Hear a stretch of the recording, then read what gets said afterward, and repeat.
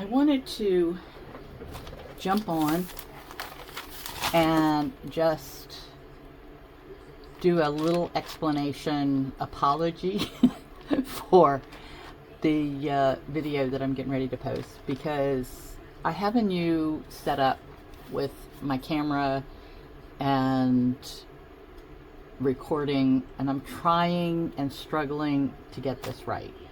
I have to tell you that doing these videos for YouTube seems like it would be such an easy thing to do. Just put the camera up and go for it. But it has been probably the most difficult thing I have ever done in my life. And it takes hours. Not the recording of the videos, but actually editing them. And the amount of time I spend recording them. And then, which is fun. I mean, it's making art, so I enjoy that part. But then I get to the end of it and realize that my paper was over here and I was working on it and you couldn't see what I was doing. So it's been kind of a struggle, and I have the utmost respect for creators who do this on a regular basis. I know I will get better at it, but I have been working on this for months. It's not getting any easier. So my goal right now is to improve things one step at a time and get things one little piece better. So hopefully this is on camera and you can hear me. This is the paper that I coffee dyed yesterday, and I love the way it sounds. But as you can see, it's a variety of different papers. I use a little bit different technique. And I want to say right up front that I forgot to mention in the video that if you do not have a wood stove or a dehydrator, you can absolutely put this in the oven at warm, like less than 150. So it's the lowest setting your oven will go. And just keep an eye on it. Once it gets sort of dry, you can flip it over and dry it a little bit more, or separate the pages, whatever you want to do. But you'll see that more in the video. This has been dried, and then it's been pressed. I ironed it, and then I put it in the book and pressed it.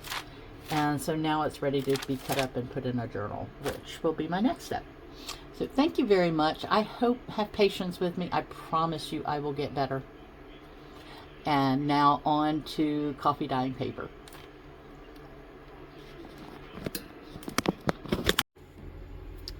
So I'm going to show you how I coffee dye paper.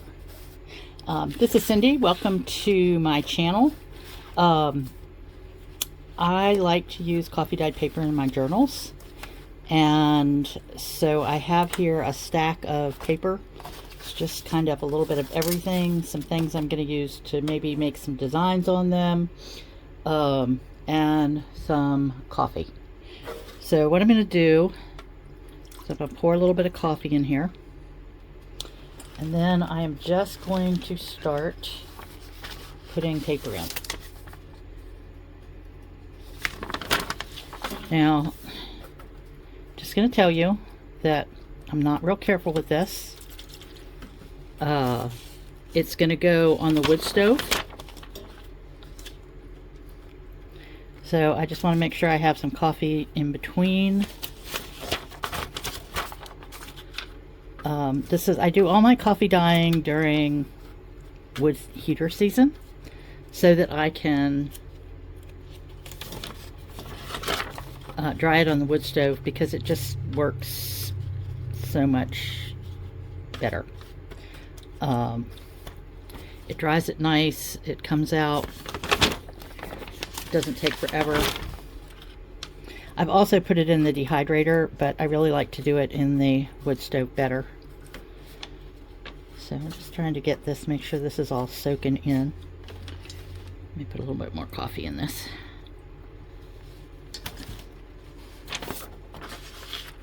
You can tell my table's not level. Alright, put that down there. I've got 3 or 4 different kinds of paper here. That was ledger paper. This is just a graph paper with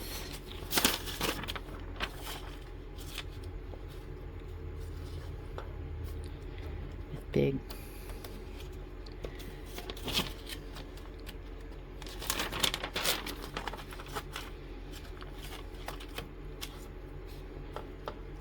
I actually used my leftover coffee from breakfast, so a little bit more coffee on that, and maybe I'll put one of these down in there. And I've got this paper, this note paper came from in the mail. It was junk mail. Somebody wanted me to give them money, which is all good, but I really don't have money to give away, so we're just going to use some of that for. Alright, so this is making it kind of thick, so we're going to put some more coffee in there. Now, I'm not going to leave all this coffee in the pan. Once I get it all wet and soaked, I will dump out the coffee, and then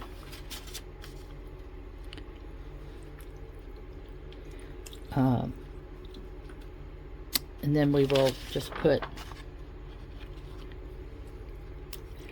the damp paper on the wood stove.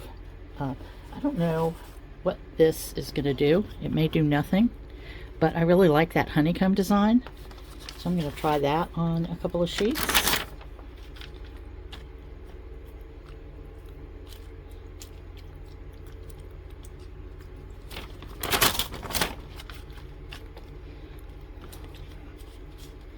Now what happens when you take the paper out,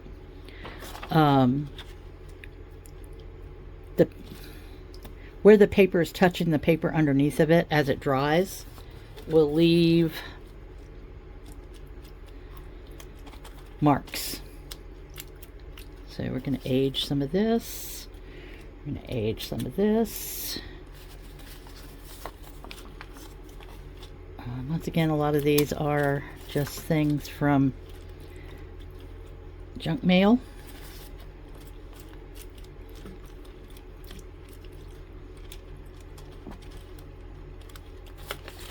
This is a CD cover. Then I've got a whole bunch of paper, just white copy paper that I had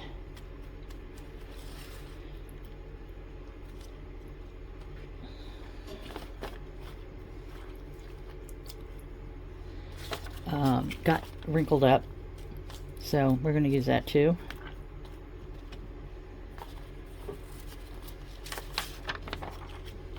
The first time I did it, I thought all the paper was going to stick together, but as it dries, it crinkles up, and that way, so it doesn't actually stick together, because it all dries at a different rate, I guess.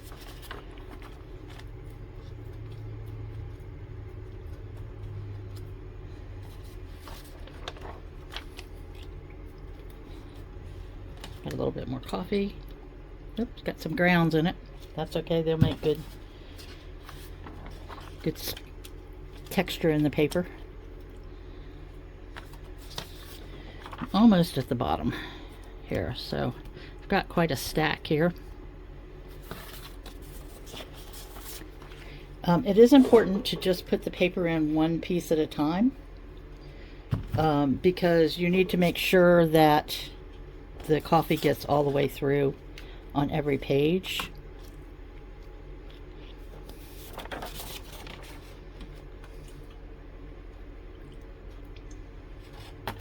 Oh look, I've got some dye here. We'll just sprinkle a little of that in there too.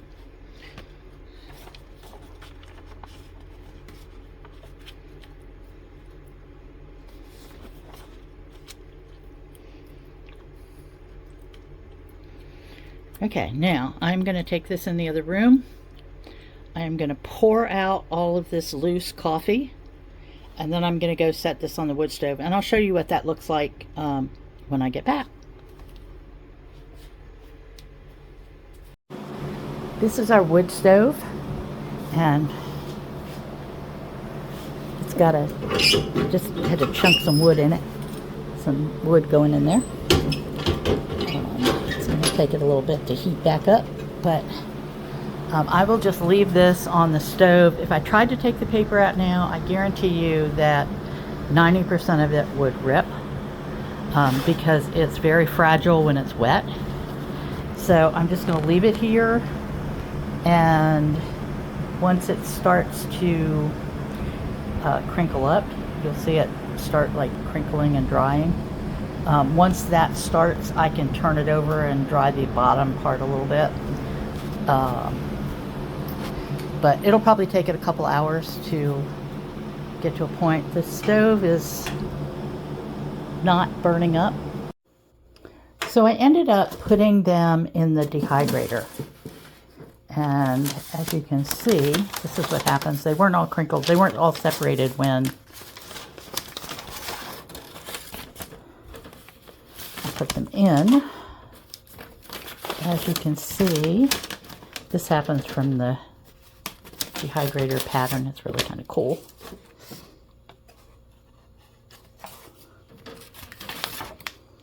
This is one of the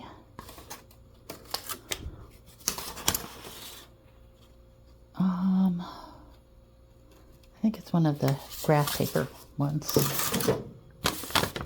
This is the regular paper. Now I will take these out and put them in between some books to flatten them out. They still are not 100% dry.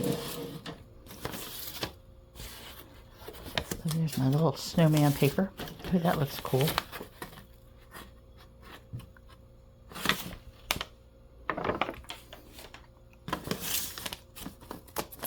I don't know why it reacts more with some papers than others. But this is all good. There's some of that.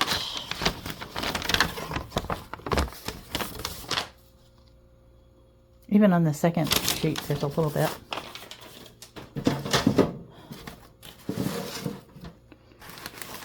So this is how it comes out when it's all in a big clump. And I will just go in and separate it. Okay, I decided to go ahead and iron them just so you can see how they turn out. These over here. Okay, that's better. So it doesn't take much. Report fever, confusion, or stiff muscles, which may be life-threatening. With vintage paper, it actually makes the paper stronger. The water and the heat reactivates the chemical process that makes paper for over 25 years, stay together. Has been rewriting the rules of comfort. It's okay to change your styles. Get the message. Get immersed. I probably won't do any more of this ledger paper because it really didn't change it all that much. Come on, let's do it. Can't get enough? Catch up on all the live promo announcements on AMC Plus. Plus, you free plug, press switch. So you guys can make things.